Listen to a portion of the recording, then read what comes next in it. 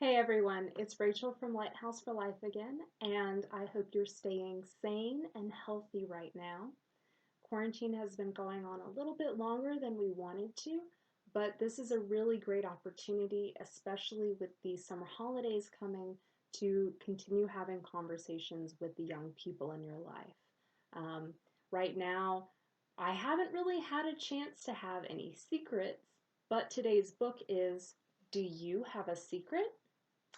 Now, this book talks about what is a good secret and what is a bad secret. What are things that are okay to keep it quiet about, and what are things that need to be shared with an adult. And that's very important because we want children to feel comfortable with the decisions they're making uh, and not constantly feel like either guilty for keeping things quiet or for constantly feeling the need to share. Um, it's a challenge to learn that skill, and so this is a book that can help you speak with younger readers. This is a kind of lower level. It's very repetitive, but it has a lot of good material. So I'm going to be doing a read through of this book. It is by Jennifer Moore-Mallinos and illustrations by Marta Fabrega, and it was originally written in Spanish. So this is the English translation. All right. Do you have a secret? Do you have a secret? Is it a good secret or a bad secret? Did you know that secrets are things that can make you and somebody else very happy? Can you think of a good secret? What's a good secret?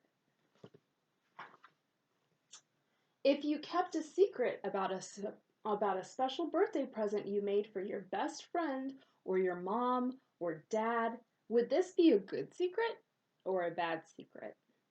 You're right.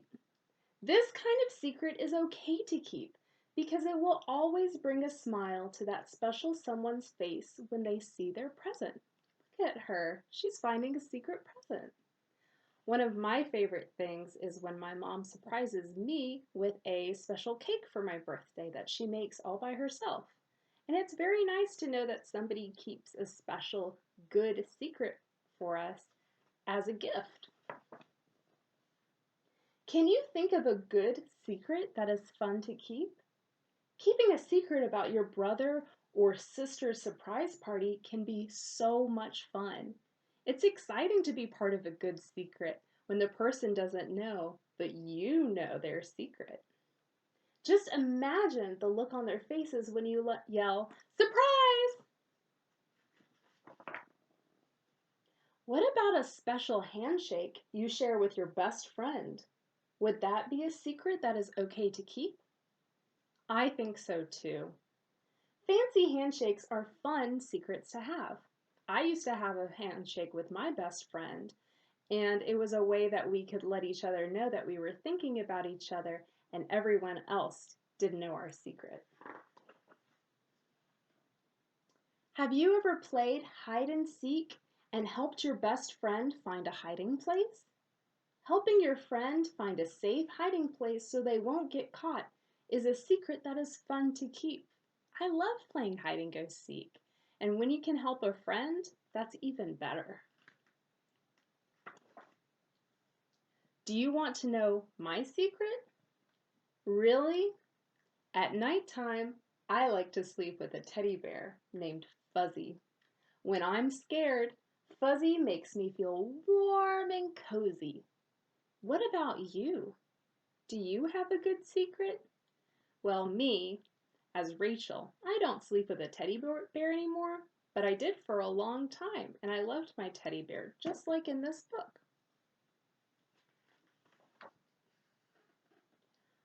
But what is a bad secret? Aw, see her face? That doesn't look like that's a happy secret, does it? It looks like an unhappy secret.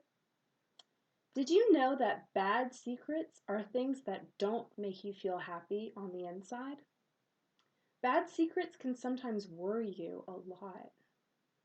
The only way to make you feel better and happy again is to tell a grown-up your secret. If you kept a secret about someone who hurt you because they hit or kicked or even punched you, would this be a good secret or a bad secret? Mm, You're right, it would be a bad secret because it's not okay for somebody to hurt you.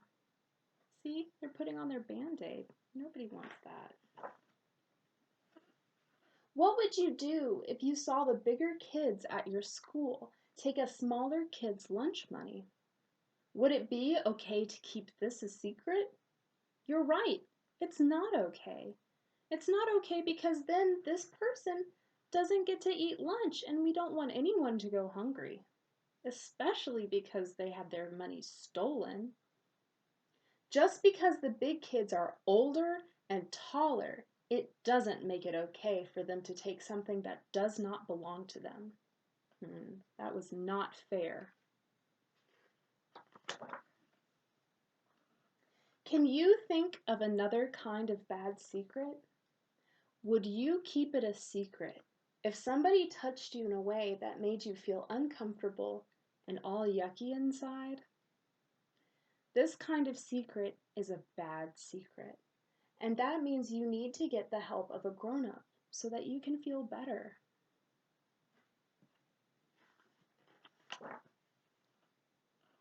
Do you think it's okay to keep a bad secret if someone asked you to? Of course not. It is not okay for somebody who has done something that they are not supposed to do to tell you to keep it a secret. It is a bad secret, and you need to tell a grown-up.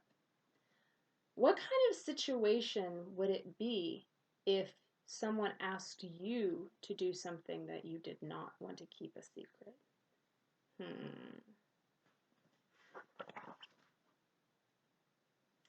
Let's see. I can think of something if when I was growing up, I had a friend who her dad would hit her, and she told me, and I did not tell anybody because I didn't want him to get in trouble. But if I had told a safe adult, I might have had somebody help my friend get out of a bad situation. Those kind of things are scary to tell when you're a child and you know that an adult is doing something that is wrong. But we don't want our children to feel afraid to come and talk to us either. We do need to be realistic about the consequences, but it's important to help them develop a sense of action when they see something unjust in the world, especially when somebody's getting hurt because of it, mentally, emotionally, or physically. Who can this grown-up be? What is a safe adult? Well, this person should be someone you trust, like your mom or your dad, or your aunt or uncle, or even your teacher at school. Telling a bad secret is a very good thing to do. Other safe adults include counselors, police officers, fire department, some school nurses are very good. And right now it's hard because our children are at home more often, but we still need to be aware of who safe adults are for them to be in contact to and make sure that they know who is a good resource in times when they need to communicate something, and to let them know who unsafe adults are. Maybe the neighbor next door looks like a nice person, but we don't know them, and so we can't rely on them as a good, safe adult in case our child or a child we know sees something or has something happen to them. Don't forget, secrets can be fun to keep, especially if they are things that make you and somebody else very happy. These kinds of secrets are good and they are okay to keep. But keeping a secret about something that hurt you on the inside, on the outside, and make you feel sad or scared on the inside is not a good idea. Let me read that one more time just because it's a very important sentence.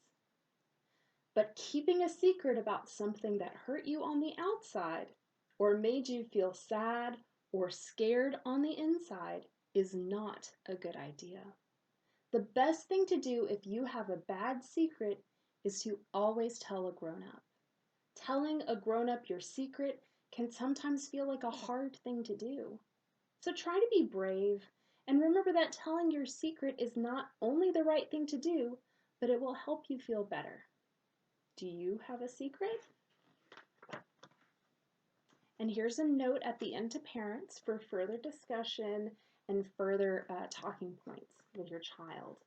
I really do think that this is an important conversation to have, and it's one that as adults we need to think about ourselves. Am I keeping a bad secret? Am I keeping good secrets? Do I know the difference in my own life?